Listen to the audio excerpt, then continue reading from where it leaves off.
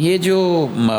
اپنے ادا یہ سمر رانا نام ہے ان کا، کوئی اسٹیج اداکارہ ہے میرا خیال ہے، میں تو نہیں ویسے جانتا کیونکہ ظاہر جو اسٹیج ڈرامے دیکھتے ہیں وہ جانتے ہوں گے، لیکن ان کے بارے میں یہی بات جو پھیلی یہی ہے، وہ جو 14 سالہ گھریلو ملازمہ کے تشدد والی بات نہیں ہے، وہ تو جنسی زیادتی بھی ہے۔ 5 لوگوں پر الزام لگایا ہے اس بچی نے، اس بچی کی والدہ نے، جو کہ ایف آئی آر کٹی ہے، ہمارے پاس یہ ایف آئی آر موجود ہے اور یہ ہم دکھا دیں گے، یہ ایف آئی آر مکمل موجود ہے۔ ایف آئی آر کے مطابق وہ کیا کہتے ہیں، میرا خیال میں ہم ایف آئی آر کو دیکھ لیتے ہیں۔ وہ کہتے ہیں جی میری بیٹی ہے، دختر ہے، جس کی عمر کوئی 16 سال کے قریب ہے، وہ سمر رانا کو کے گھر واقعہ ہاؤس نمبر پر فلانا فلانا سوسائٹی میں کام کرے، ہاؤس نمبر وغیرہ میں خود ہی نہیں بتا رہا میں، ٹھیک ہے جی، جو کہ میری بیٹی کو مورخہ 14/8/24 کو 10 بجے رات گھر کے اوپر منزل پر میرے اس کے نشہ آور چیز پلا کر میری بیٹی سے زنا کرتے رہے، اور 16/8 کو مطلب 16 اگست کو بوقت 11 بجے رات اسی گھر کا ایک ملازم کوک میں کوئی چیز پلائی ہے جس سے میری بیٹی پھر بھی ہوش ہو گئی ہے، اور اس کو 5 کس نے میری بیٹی کے ساتھ زیادتی کی۔ اس نے ایف آئی آر میں واضح طور پہ لکھا ہے، اس نے کہا میری بیٹی کے ساتھ 5 لوگوں نے زیادتی کی ہے، ٹھیک ہے، اور اس نے یہ بتایا کہ میری بیٹی کے وہ خون آتا رہا ہے اس کے مخصوص اعضاء سے، دونوں آگے سے پیچھے سے۔ تو یہ جو بظاہر جو بات ہے وہ تشدد کی نہیں لگتی، وہ تو اس طرف جا رہی ہے، اور جو ڈیولپمنٹ اس میں یہ ہے کہ نا اس کو جو ہے نا نواب ٹاؤن پولیس نے نا اس کو گرفتار کر لیا ہے، اور جس میں جس کے الزام ہے اس کے اوپر سمر رانا کے اوپر کہ اس کے 5 افراد نے وہ زیادتی کی اور تشدد کیا، اور سمر رانا پر اس کو خوفزدہ لڑکی کو خوفزدہ کرنے کا بھی الزام ہے کہ تم نے اگر منہ کھولا تو تمہیں ہم فارغ کر ہم کچھ نقصان پہنچا دیں گے۔ اور یہ بھی ہے نامعلوم ملزمان نے لڑکی سے مبینہ زیادتی کی ویڈیو، اب مبینہ کا لفظ اس میں اسی لیے بول رہے ہیں وہ یہ الزام ہے، ابھی ہمیں آگے اس کے اوپر آگے چلے گی، مبینہ زیادتی کی ویڈیو بھی بناتے رہے۔ واردات میں ملوث دیگر ملزمان کے لیے گرفتاریاں کی کوشش کی جا رہی ہے، یہ پولیس کا موقف ہے۔ ٹھیک، چلیے مزید ڈیولپمنٹ اس کیس میں جو بھی ہم بڑا خوفناک سے عجیب سی یہ بات ہے کہ گھریلو ملازمہ کے ساتھ دیکھتے ہیں مزید اس میں کیا ڈیولپمنٹ آتی ہے تو ہم شیئر کرتے ہیں، کیس جتنا میچور ہوگا اس کے بعد۔ ڈکی بھائی کی کیس کی ڈیولپمنٹ بھی بتا دیں کیا ہے اور کہاں تک پہنچی ہے۔ ڈکی بھائی جو ہیں اس وقت national cyber crime investigation agency کے پاس ہیں، ان کے پاس میرا 1 آدھ دن کا ریمانڈ باقی رہ گیا ہے، اس کے بعد وہ اس کو دوبارہ پیش کریں گے۔ کوئی 10 کروڑ سے زیادہ کی رقم جو ہے ان سے برآمد کر لی گئی، وصول کر لی گئی، سیز کر دیے گئے ان کے اکاؤنٹ، کیش کیا اکاؤنٹس میں تھے پیسے، وہ ان کو سیز کر دیا گیا ہے۔ لیکن یہاں پہ ایک چیز یہ ڈٹرمن کرنی ابھی باقی ہے، یہ تعین کون کرے گا کہ وہ جو ڈکی بھائی کے پیسے ہیں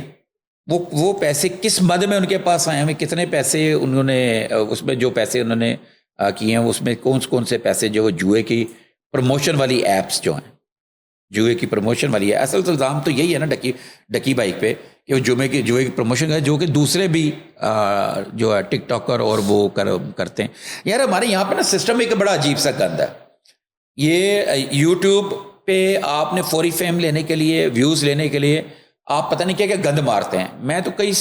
ریزنیبل ڈیسنٹ لوگوں کو دیکھتا ہوں کہ وہ اتنا بڑا بلنڈر کر رہے ہیں، اتنا جھوٹ بول رہے ہیں کہ صرف ویوز لینے کے لیے، سمجھدار اچھے بڑے لوگ ہیں، یعنی کوئی بچہ ہے کوئی یہ ہے، لیکن بس یہ پتہ نہیں کیا لالچ ہے ان کو کہ اب جھوٹ پہ جھوٹ بولی جا رہے ہیں، اور اداروں کا اب ہوش آ چکی ہوئی ہے۔ بہت سارے لوگوں، 1-2 لوگوں کو تو میں نے جھوٹ ایسا دیکھا ہے، میں نہیں ابھی بات کروں گا، وہ غیر مناسب ہو جائے گی، کہ وہ اگر وہ کوئی سرکاری ادارہ وہ ان کی وہ پوائنٹ دیکھ لے تو ان کے خلاف چارج شیٹ ہو سکتی ہے۔ تو یہ جو ڈکی والا معاملہ ہے نا،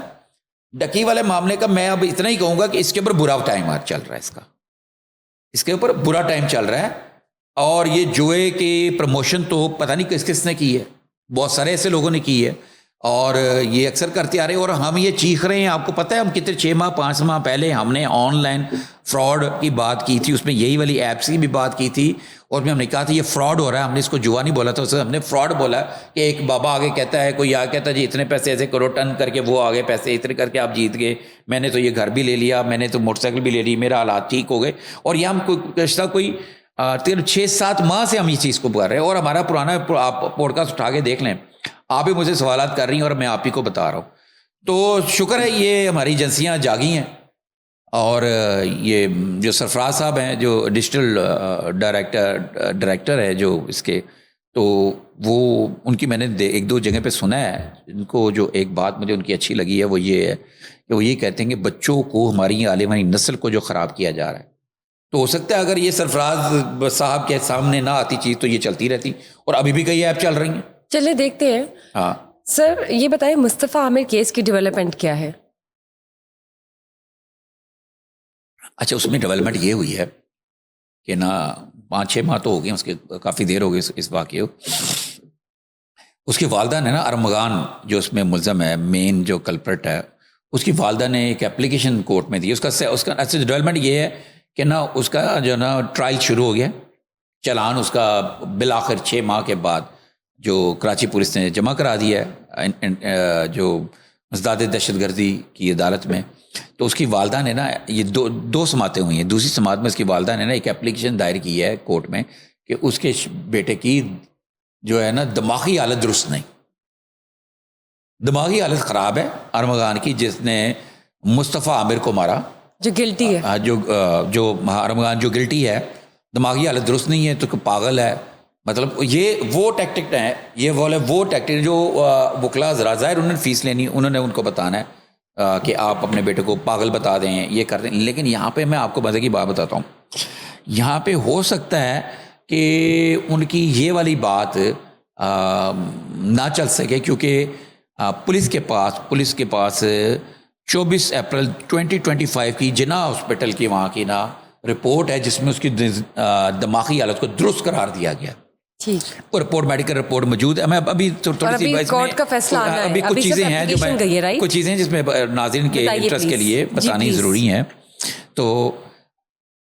وہ رپورٹ ان کے پاس موجود ہے، اور اس وقت ایف آئی اے نے یہ رپورٹ میرا خیال لی تھی، ایف آئی اے اور پولیس نے، اور اس سے جب انہوں نے کافی لاکھوں ڈالر اس کے اکاؤنٹس میں سے لیے تھے. اب یہ کیسے ہو سکتا ہے کہ ایک شخص کے پاس سے بھاری اسلحہ برآمد ہوا، اور جب اس کو، اس میں ایک ڈیولپمنٹ اور ہے، فرانسک رپورٹ بھی آئی ہوئی اس کیس کی، میں وہی بتاتا ہوں. بتائیے. اچھا، اب اس سے بعد سے ایک جدید اسلحہ برآمد ہوا، وہ سنیپر گنز ہوتی ہیں، وہ جو دور سے ٹارگٹ کو مارتی ہیں، وہ والی گنیں بھی ملی ہیں، بڑی لاکھ کی قیمتی گنیں، جس کے بارے میں اس نے اس وقت کہا تھا کہ میں نے یہ ڈارک ویب سے خریدی ہیں. اس کا بھی ایک اور آگے کے اس کی جو ڈیولپمنٹ ہے، ڈارک ویب سے خریدی.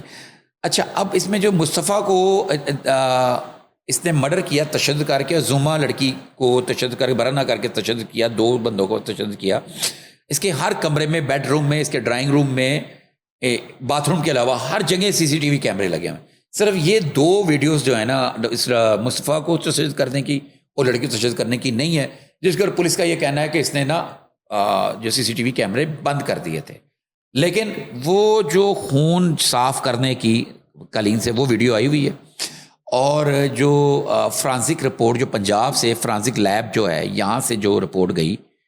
اس میں وہ جو خون کارپیٹ سے ملا جس کو صاف کر رہے تھے، وہ اس میں یہ رپورٹ ثابت کر دیا ہے کہ وہ اس کا مصطفیٰ عامر کا ہی خون ہے. اور بہت ساری ایسی چیزیں جو اس کو ثابت کرنے کے لیے کافی ہیں. اور وہ جو اسلحہ ہے وہ اس کے کامران قریشی، اس کے والد نے پشاور سے خریدا تھا، اور جب اس کو گرفتار کیا گیا تو کامران قریشی کو، اس کے والد کو گرفتار کیا، اس کے موبائل میں سے وہ ویڈیو نکل آئیں جب وہ اسلحے کی کو ٹیسٹ کر رہا ہے پشاور ٹیسٹ کر رہا ہے، اور وہیں سے اپنے بیٹے کو ویڈیو کال بھی کی، اور وہ اس کی ویڈیو بنائی ہے پر ٹیسٹ کرنے کی، جو پر میں بیٹے کو بھیجی ہوں گی. ٹھیک ہے. اور اس کے بعد پولیس کی ایک اور رپورٹ بھی آ گئی ہے جس میں انہیں بتایا گیا جو ان ویڈیو میں جو اسلحہ ارمغان کے گھر سے برآمد ہوا ہے اور وہ جو ویڈیوز میں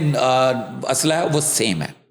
ٹھیک. تو یہ مشکل ہے اس طرح کا کورٹ کا فیصلہ کیا آتا ہے ان کی اپلیکیشن پہ، اور مزید کیا پروسیڈنگز ہوتی ہیں. اور سر موونگ آن یہ بتائیں لوڈڈ فرائز کھا کے جو بچے جہنباک ہو گئے اور جن کے حوالے سے فوڈ اتھارٹی نے بھی ایک رپورٹ تیار کی، اس کیس کی ڈیولپمنٹ کیا ہے؟ اچھا جی، اس کی ڈیولپمنٹ یہ ہے کہ ملزم 1-2 پکڑے گئے ہیں، وہ جو وہ ہوٹل والے تھے، لیکن اس میں ایک نیگلیجنسی کو چیزیں نا مجھے وہ جو نظر آئی ہیں نا، وہ ہاسپٹل کی آئی ہیں، چلڈرن ہاسپٹل کے حوالے سے، کہ وہ جب بچوں کو شیخ زید سے انہوں نے شیخ زید والوں نے کہہ دیا ہمارے پاس علاج نہیں ہے، اس کو لے جاؤ ادھر چلڈرن ہاسپٹل، تو چلڈرن ہاسپٹل بچا کے جا کے 1.5-2 گھنٹے وہ بیٹھا رہا، اس کو کوئی انٹرٹین کرنے والا نہیں تھا۔ یہ ان کا اپنا بیان ہے، یہ سوشل میڈیا پہ موجود ہے۔ ان کے 2 بچے چلے گئے، جبکہ جب میں نے جو نا فوڈ اتھارٹی کی ایک رپورٹ پڑھی، اس میں لکھا ہوا کہ والد کی طرف سے پراپر علاج نہ کرانے کی وجہ سے اس کی ڈیتھ ہوئی۔ مطلب ایک یہ ہمارے ادارے جو ہیں یہ اپنے جو چیزیں جس کو آن کرنا چاہیے کہ ہاں یہ ایسے وہاں پہ ہوا اور غیر معیاری فوڈ فروخت ہو رہا تھا، اس میں ہماری نیگلیجنسی ہے، اس کو یہ سے گول کرتے ہیں اچھے طریقے سے، سب اچھا کہ رپورٹ آگے بھیجتے ہیں کہ اس میں رپورٹ بھی بنائی، ڈی جی صاحب نے نوٹس بھی لے لیا، ایکشن بھی ہو گیا، ایف آئی آر بھی درج ہو گئی، اور ساتھ میں رپورٹ میں ایک لائن لی تھی جو بچوں کی ڈیتھ ہوئی ہے باپ کا ٹائم پر مناسب علاج نہ کروانے کی وجہ سے بچوں کی ڈیتھ ہوئی۔ اچھا یہ نہیں مان لیا نہ کروانے کی وجہ سے ہوئی، لیکن وہ بچوں میں پوائزننگ، وہ زہر پھیلا کیسے؟ شیخ زید کی رپورٹ ہے، اس میں واضح طور پہ لکھا ہوا ہے کہ ان کے اندر کوئی زہر تھا۔